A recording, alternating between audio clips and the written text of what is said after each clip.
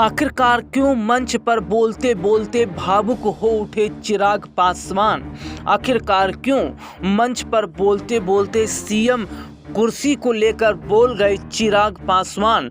बिहार में साल 2025 के विधानसभा चुनाव से पहले मुख्यमंत्री कुर्सी को लेकर बड़ा बयान दे गए चिराग पासवान। लोजपा रामविलास पासवान के अध्यक्ष और केंद्रीय मंत्री चिराग पासवान ने काफी कम उम्र में कामयाबी का स्वाद चखा है। बतौर सांसद अपने तीसरे ही कार्यकाल में वह केंद्रीय मंत्री बन गए। एक कार्यक्रम में जब पूछा गया कि क्या वह सांसद और केंद्रीय मंत्री ही बने रहेंगे या कभी मुख्यमंत्री भी बनेंगे, लोजपा रामविलास अध्यक्ष ने इसका जवाब दिया वह बीजेपी और जेडीयू की चिंता को बढ़ा सकता है। दरअसल चिराग पासवान ने कहा उन्हें बिहार की राजनीति में गहरी रुचि है। उन्होंने कहा कि वह 2030 में जी हां बिहार का विधानसभा चुनाव लड़ेंगे, यानी कि अभी थोड़ा इंतजार करना पड़ेगा। हालांकि अपने दर्शकों को बता दें और चिराग ने स्पष्ट किया उनका फोकस राज्य की राजनीति पर है। उनका मुख्य एजेंडा हमेशा बिहार फर्स्ट का रहा है। उन्होंने कहा मेरे पिता रामविलास पासवान केंद्र की राजनीति पर ध्यान देते थे, लेकिन मैं खुद को राज्य की राजनीति में ज़्यादा देखता हूँ। 2025 में नहीं तो 2030 में विधायक के तौर पर ज़रूर चुनाव लड़ूंगा।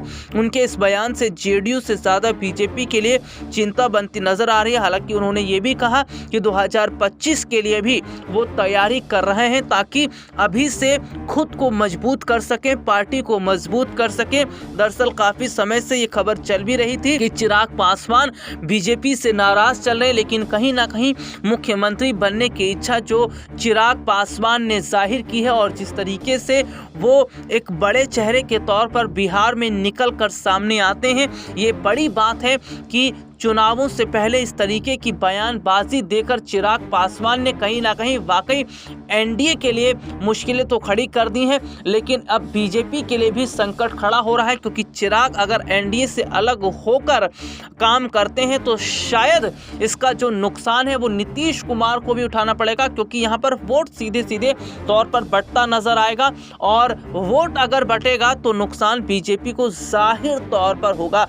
हालांकि ये देखना होगा कि क्या एनडीए के साथ रहकर ही चिराग सीएम बन पाएंगे या एनडीए से अलग होने के बाद वो सीएम बन पाएंगे, क्योंकि यहाँ पर देखा जाए तो फिलहाल बीजेपी उन्हें बड़े चेहरे के तौर पर बिहार में लॉन्च नहीं करना चाहती और बिहार में वो बड़े चेहरे के तौर पर खुद को लॉन्च करना चाहते हैं चिराग, और इसलिए कहीं ना कहीं ये देखा भी जा रहा है कि चिराग जो है वो सीधे सीधे तौर पर बिहार की राजनीति में खुद को मजबूत करते नजर आ रहे हैं।